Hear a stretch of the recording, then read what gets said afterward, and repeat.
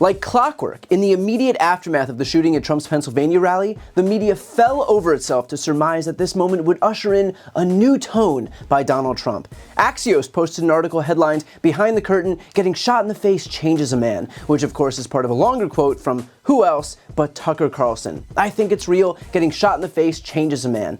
And the Axios article begins with the sentence, "Former President Trump has something rare, precious, and definitional, a moment, a fleeting chance to redefine himself, this election, America." Politico released the headline, "Can Trump pivot?" Washington Examiner wrote, "Trump rewrites Republican convention speech to focus on unity, not Biden." That's right, time is a flat circle, and we are back to the new tone news cycle. If the definition of insanity is doing the same thing over and over and expecting a different result, we are steeped right now in outright insanity. Not only because we've been here before, with the media promising at every turn since 2016 that Trump was right on the cusp of some new presidential tone, but also because he's undermined them every step of the way. And today was no different, because despite the gleeful media falling over itself to usher in this elusive new tone, Trump took to Truth Social and posted this: "As we move forward in uniting our nation after the horrific events on Saturday, this dismissal of the lawless indictment in Florida should be just the first step, followed quickly by the dismissal of all the witch hunts.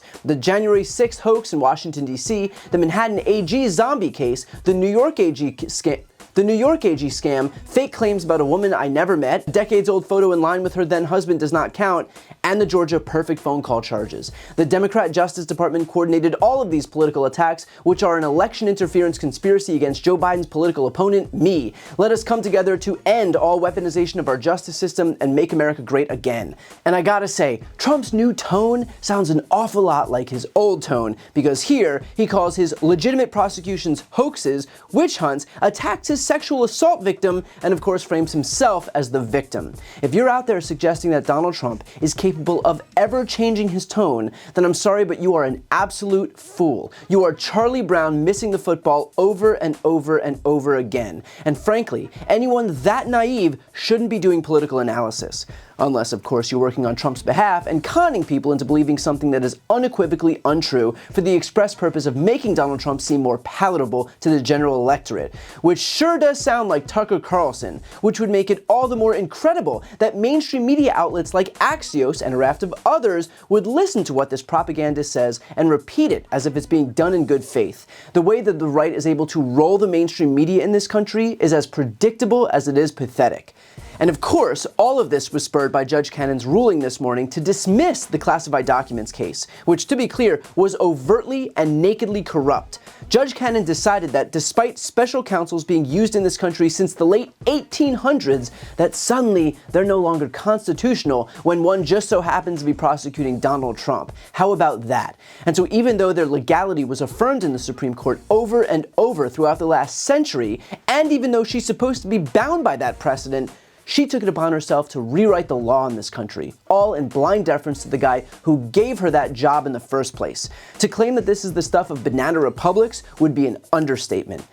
And yet, bolstered by this corrupt ruling, now Donald Trump feels vindicated enough to call for all of his very legitimate prosecutions to be overturned. Judge Cannon just corruptly handed Donald Trump cover to call for exactly that. So this Fox News alert now, we have major breaking news on one of the cases facing the former president, Donald Trump. Specifically, the documents case based out of Palm Beach, Florida. For more on that, David Spun tracking it in Washington, D.C. And David, I'll allow you to deliver this major headline. Judge Eileen Cannon has dismissed the classified documents case against Donald Trump in Florida. This is massive news. We did not see this coming at all. This is a case that she tentatively postponed to a later date. The original trial was set for the end of May. She moved it back a couple of months, though not setting a date. She has just dismissed it in a 93-page court document saying that Jack Smith, the special counsel's appointment, violates the appropriations clause and the appointments clause of the United States Constitution. In layman's terms, she's saying that he was not appointed lawfully and not appointed appropriately. But let's be clear, she was rebuked once, and if there was any real adherence to the law in this country, she will be rebuked again. Even the conservative 11th Circuit Court of Appeals called her out for interfering on Trump's behalf in an early pretrial motion, and I fully expect them to do it again. Ultimately, though, it'll be up to the U.S. Supreme Court, the same U.S. Supreme Court on which Justice Clarence Thomas sits, and it was him who gave a little wink and a nod to Judge Cannon in the first place by issuing an advisory opinion as part of the immunity ruling. And in it, he wrote, quote, "If there was no law establishing the office that the special counsel occupies, then he cannot proceed with this prosecution. A private citizen cannot criminally prosecute anyone, let alone a former president." All of which makes clear that Cannon has at least one sympathetic ear on the Supreme Court when it makes its way there inevitably. And if you're wondering what top-down corruption looks like, it is our judiciary, from Judge Cannon all the way up to Clarence Thomas and the Supreme Court, completely discarding the law, precedent, and the Constitution, all in deference to Donald Trump. So if you hear any news outlets utter the concept of a new tone, you'd be better off just eliminating them from your news diet. We have been here before, we've been played before, and at this point, the only people who continue to shovel this kind of shit in front of their audiences are people who have zero political acumen whatsoever or outright Trump propagandists. Donald Trump relies on both the gullibility of the media and the shamelessness of his allies to sell this narrative.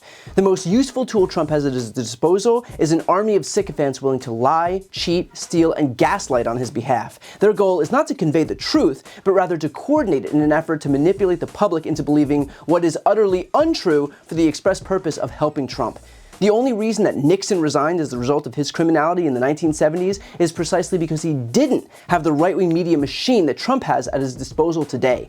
In fact, in the famed 1970 Ailes memo from Fox News' founder Roger Ailes, he explained that Republicans needed, quote, "our own news from a network that would lead a brutal, vicious attack on the opposition." And given that Ailes was an advisor to Nixon, he had a vested interest in making sure that what happened to Nixon would never happen again. Cut to half a century later, and Ailes' plan has become fully realized. Even though Trump committed crimes leagues more heinous than Richard Nixon, he was not only not excommunicated from the party, but he's now once again the Republican nominee for president with full support from top officials in the GOP. Do not underestimate the power of the media. Republicans have known it for a long time, and it's about time we all recognized it as well. Which is why I have zero tolerance for regular media outlets that unwittingly do Trump's bidding by repeating his propaganda, assuming inexplicably that he's operating in good faith. He is not, and they are doing little more than bolstering a disinformation apparatus that has given a criminal cover to get away with his crimes. So the next time you hear new tone about Donald Trump, do yourself a favor and find a better outlet from which to get your news. I've got a really exciting announcement. I've written a book. It's called Shameless. This book explores how Republicans have exploited their historical branding while attacking our democracy, how the media has proven itself a willful participant, and how Democrats can learn from this to rebalance the political scales and save our democracy. It has been a lifelong dream of mine to write my own book, and so I'd like to ask you to pre-order it by clicking the link right here on the screen. And if you buy within this pre-order period, your book is going to come with a signed nameplate. As you know, I've never had a single sponsor on my channel. I don't ask for money or anything like that, but if you're looking for a way to support me, this is hands down the best way to do it. So again, follow the link right here on the screen, and thank you from the bottom of my heart for pre-ordering Shameless. And as always, make sure to subscribe to see more of my content.